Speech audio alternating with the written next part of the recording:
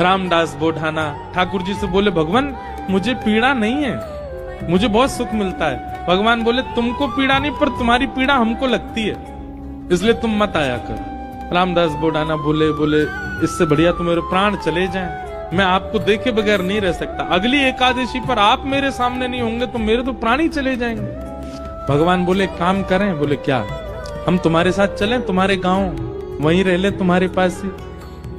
एकादशी क्या तुम हर दिन हमको देख लिया करना।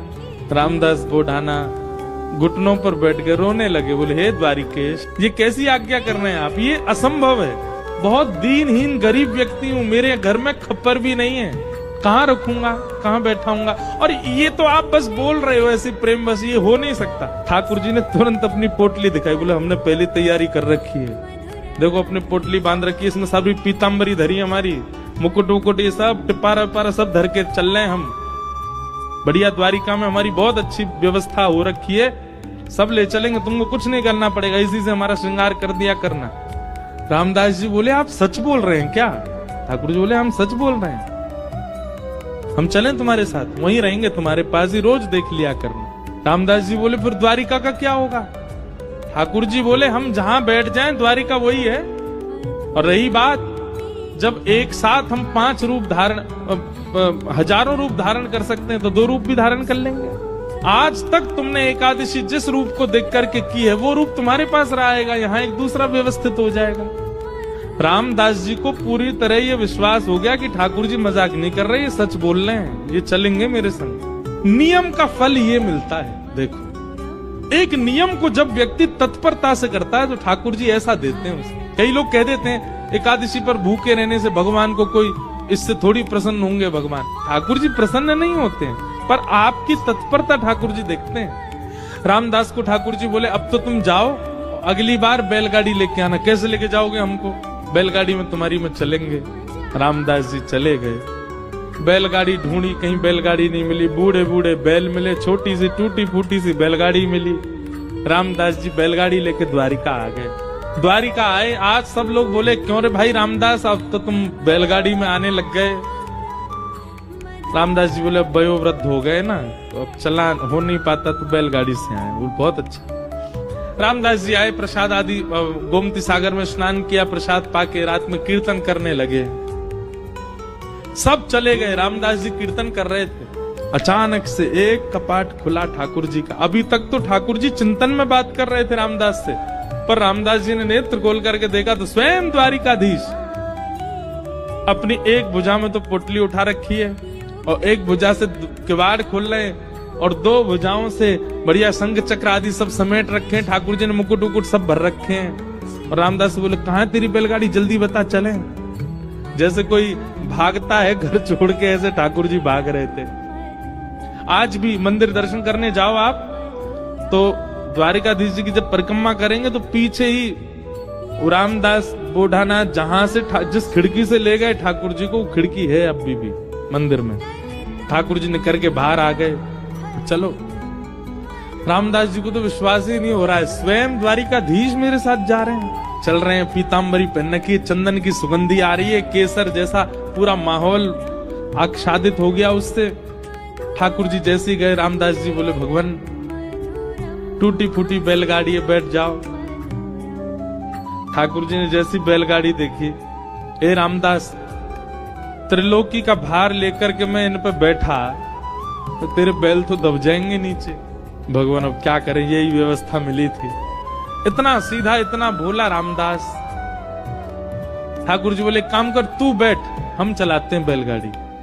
रामदास जी बोले, ऐसा मत करो नाथ, मैं ही चला दूंगा। नहीं नहीं, ये तो हमारे अभ्यास की वस्तु है। अर्जुन के खूब हमने रथ हाँके हैं, बहुत दिनों बाद बैलगाड़ी मिली, चलो हाँके थोड़ा इसको। और रामदास पीछे बैठे और ठाकुर जी आगे पैर लटका के बैठे और बैलगाड़ी चला रहे हैं। ठाकुर जी के स्पर्श होते ही बैलगाड़ी तो बिल्कुल नवीन हो गई, बैल बिल्कुल युवान हो गए। यहाँ मंगला का समय हो रहा था, सूर्य उदय हो रहे थे धीरे धीरे। ठाकुर जी बोले, रामदास, इस सुबह होते ही सब पंडा पुजारी भागेंगे, ढूंढेंगे, देखेंगे मंदिर में तो मैं हूं नहीं, सब आ जाएंगे, ये हमको बीच रास्ता में ही पकड़ लेंगे। तभी थोड़ी दूर ही पहुंचे थे, वहां एक बाबरी थी, एक सरोवर था। ठाकुर जी ने कही तुम हमको नीचे छुपा दो ताकि कोई हमको ढूंढ ना पाए, क्योंकि ढूंढने वाले तो आएंगे और जब ढूंढ डाल के चले जाएं कुछ ना मिले फिर हमको दोबारा लेके फिर चल देना आगे। रामदास जी मनी मन इतने प्रसन्न हो रहे हैं, बोले ठाकुर जी आपको क्या पड़ी है जाने की मेरे साथ? अरे मैं तो मना कर चुका हूं 5 बार कि ठाकुर जी आप यहीं रह लो, पर नहीं, उन्हीं की इच्छा है जाने की। जब मन ऐसा भटकता है ना ठाकुर जी में, तब ठाकुर जी ऐसा करते हैं, आपके मना करने पे भी चल देंगे आपके। रामदास नीचे बावरी में ले जाकर के द्वारिकाधीश जी को छुपा दिया। पीछे से सब पुजारी दौड़े दौड़े आए, देखा तो रामदास जी धीमे धीमे अपनी बैलगाड़ी चला रहे। सबने रोक लिया, बोले रुको, तुम ही थे रात भर मंदिर में, ठाकुर जी कहाँ गए हमारे? रामदास जी बोले मुझे तो नहीं पता, दिखाओ। सब देखा, बैलगाड़ी में कुछ नहीं। तभी एक बैलगाड़ी के छोड़ पर ठाकुर जी की पीताम्बरी का एक भाग चिरा हुआ, फटके इरज गया। अच्छा, ये सब लीला भी ठाकुर जी जानबूझ के ही करते हैं, क्योंकि कहीं ना कहीं कुछ ना कुछ ठाकुर जी को दूसरों को संकेत कराना है।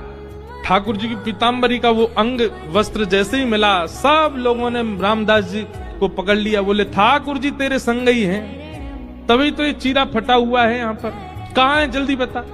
उन्होंने मना किया तो सबने उनको मारना शुरू कर दिया। इतना मारा, इतना मारा, इतना पीटा, बेचारे अधमरे से हो गए। बस श्वास चल रही है, बाकी तो नेत्र बंद हो गए, सुध बुध चली गई, गिर गए। पुजारियों ने देखा, बोले ये तो अधमरा हो गया, ठाकुर जी कहाँ हैं, ढूंढो। पास ही सरोवर था, उस बावरी में जाकर के जैसे ही देखा तो बावरी का जो जल था वो रक्त मंडित हो गया, पूरा जल रक्त से भर गया। देख करके सब लोग घबरा गए, सारे ब्राह्मण बोले ये जल इसका कैसे हो गया, जल आ कहां से, ये रक्त आ कहां से रहा है? दौड़ करके जाके देखा तो एक जगह ठाकुर जी विराजमान थे, और जहां जहां रामदास जी को डंडे मारे गए वहां वहां श्री द्वारिकाधीश जी के श्री अंग पर भी डंडे के निशान, और हर स्थान से रक्त निकल। सब पुजारी जी चरणों में गिर गए। सब ब्राह्मण देवता बोले भगवान ये क्या हो गया? बोले ये क्या हो गया, मेरे भक्त को मारते हो? मेरी इतनी आराधना करी, मेरी इतनी सेवा करी, इतना अर्चन किया, उसके बाद भी ये नहीं समझ पाए कि मेरे भक्त और मुझ में कोई अंतर नहीं है।